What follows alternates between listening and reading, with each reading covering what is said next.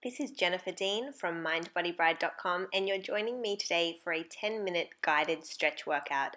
Grab your yoga mat and let's do it to it. Start standing, bend your knees and roll your spine all the way down until your fingers touch the ground and then gently rolling back up. I want you to keep your knees nice and bent here and we're just relaxing into your back but keeping your abdominals pulled tight.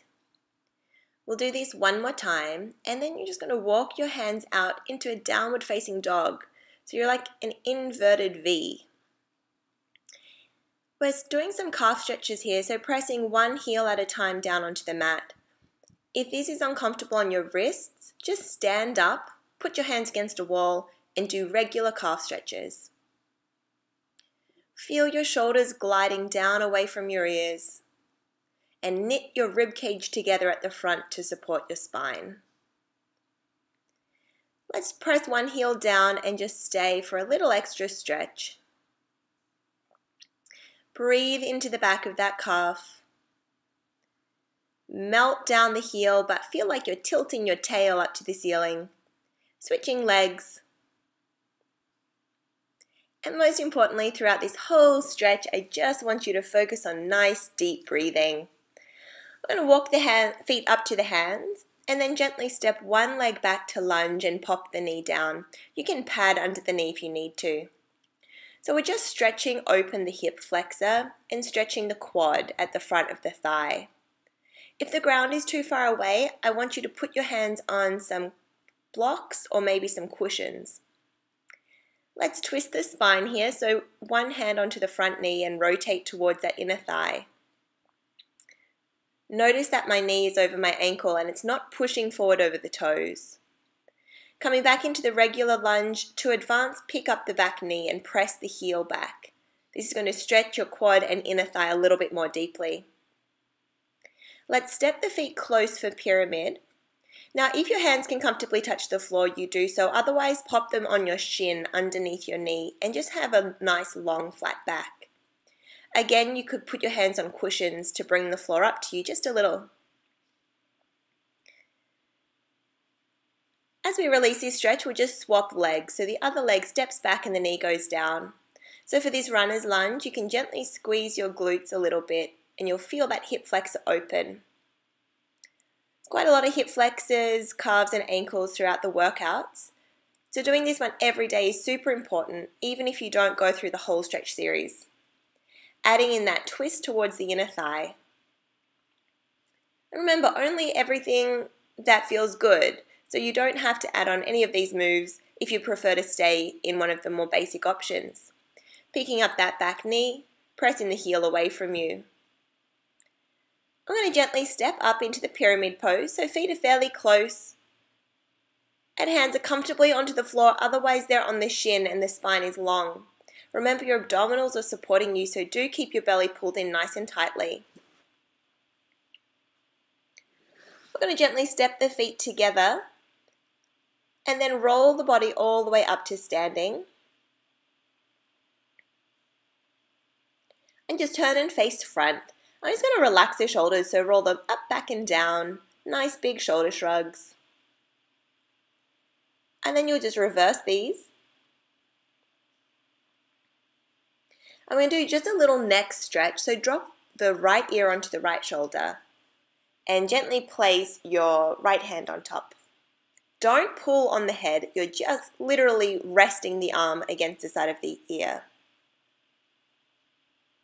We'll change to the other side. This is good because with those overhead presses and the push-ups, we can get tension in our neck and shoulders. And we're going to make our way down onto hands and knees. Let's just keep warming up that spine or stretching up that spine with cat and cow. So you round the spine and then you really overarch and look up to the ceiling. When you're rounded, pull your abs in and see how much of a rainbow can you make your back. And in the other direction, you stretch the scalenes at the front of the neck by lifting the chin up to the sky. You might want to move even more slowly than I am and really work on articulating through the vertebra. Now we're going to sway the hips from side to side in poodle tail. This is stretching your low back and stretching the intercostal muscles of the rib cage. Take one arm and thread it underneath the other for thread the needle. If the head cannot reach the ground, that's okay. You could also put a cushion underneath your head. This is just deepening your low back twist and stretching behind your shoulder blades. Slowly making your way back up onto your hands and knees, and you'll just thread the needle to the other side.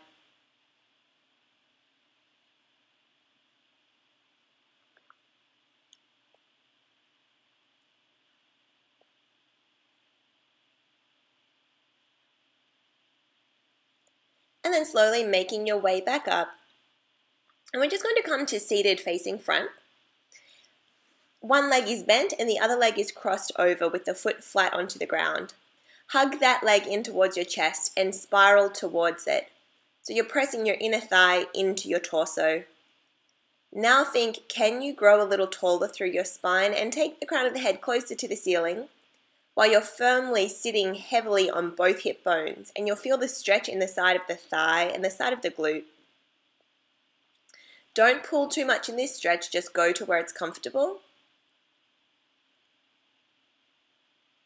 And take one more lovely breath and then swap sides, wrapping that thigh around.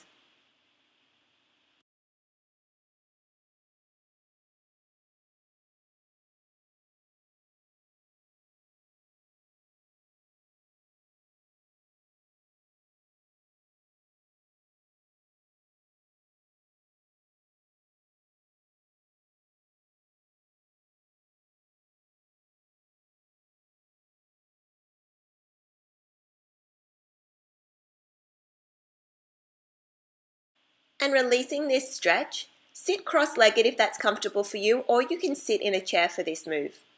Gently stretching up and over and opening through the rib cage. If getting the forearm onto the floor is too aggressive, just keep that arm straight. I want you to send your breath into your rib cage. Come up and over the other way. As you send your breath into the rib cage, it's like you're expanding your ribs like an accordion, and you're stretching in between all the intercostal muscles that connect through our ribs. Coming back up out of this stretch and interlace your fingers. Press the back of the hand towards me and then move your shoulders to the wall behind you and stretch in between those shoulder blades that work hard for you in your push-ups and your planks. Make your way down onto your back. And we're just going to start bicycling through one leg. So the knee folds into the chest up to the ceiling and you flex the foot to take it all the way down, warming up and stretching out your hamstrings at the same time. And then we'll just keep that leg up and hold underneath the thigh, roll the ankle in one direction, and then roll the ankle in the other direction. If you can comfortably reach the back of the calf, go ahead and do that. Otherwise, keep the hands at the back of the thigh. Start to bend and straighten that knee, deepening your hamstring stretch. If this is a little too tight for you, go and pop a strap or a belt around the arch of the foot so you don't have to hold onto your leg yourself.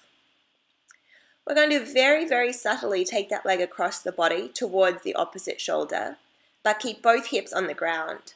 This is stretching your IT band, and that gets kind of tight and strong through our curtsy lunges and all of our lateral movements. From here, cross the ankle over the knee for figure 4 stretch. You might like to keep both or one foot onto the ground. To deepen the stretch, you pull that opposite knee in towards your chest. While you're pulling the knee in, you're pressing your stretching knee further away from you, and your back is very much pressed against the ground.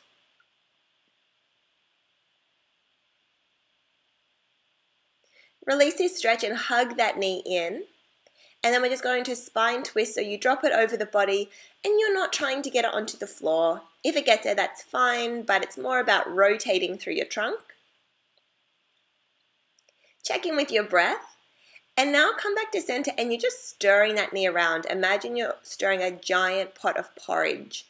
And that's your femur bone in your hip flexor that's doing that movement. Stir it a couple of times in both directions. And then just lay your legs long and shake them out, and maybe that side feels a little longer. And then we'll start your bicycles with the other leg.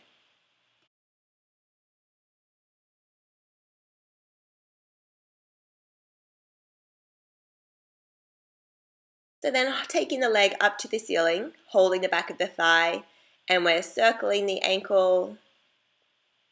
And you'll do the circles in both directions.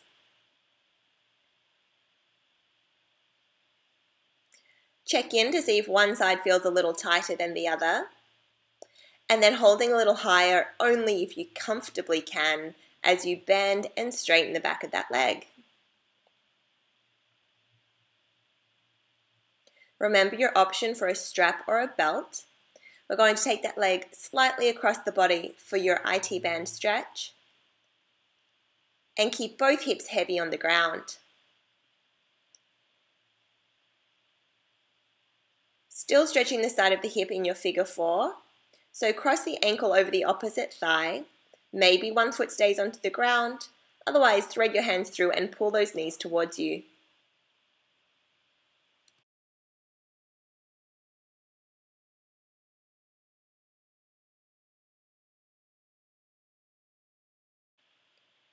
Coming out of that stretch and hug the knee in for a supine twist. So drop the knee over the body and turn your head to look the other direction. Remember, you're not trying to get the knee onto the floor, and you could put it on a cushion if you'd like a little bit of support, if that's more comfortable for your back.